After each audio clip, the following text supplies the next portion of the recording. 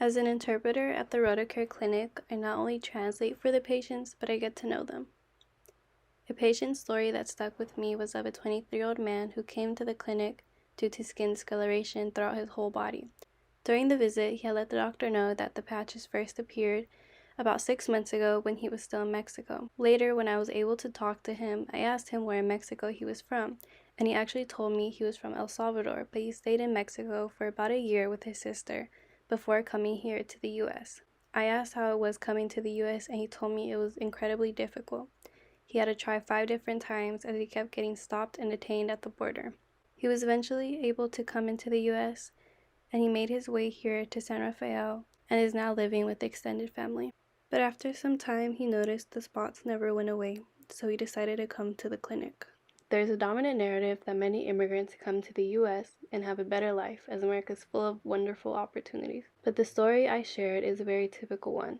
It represents the counter-narrative and shows how an immigrant struggle does not just end once one arrives in America. The guy in the story I shared made a huge decision in hopes of having a better future and came to a completely new country and worked even harder. But he unfortunately faced health concerns and due to his circumstances has no health insurance. So his only option is a clinic in which he has to wait hours to see a doctor. America has achieved a reputation for being a land of opportunity, yet its broken political, social, and economic structures has led many immigrants in America to face many issues, like discrimination, economic inequality, cultural differences, and social injustices. RotaCare is an organization that provides exceptional medical care free of charge to those in need, particularly for those who are underinsured, uninsured, people without documentation, or people who are experiencing financial issues. Many of the patients from the San Rafael clinic are from the nearby Canal community, which consists of a large Latinx population and many Spanish speakers. So it's very important to provide translators, as the health system can be very hard to navigate as is. The Canal community is a small community within San Rafael, and many are also considered low income, as it's seen on this map.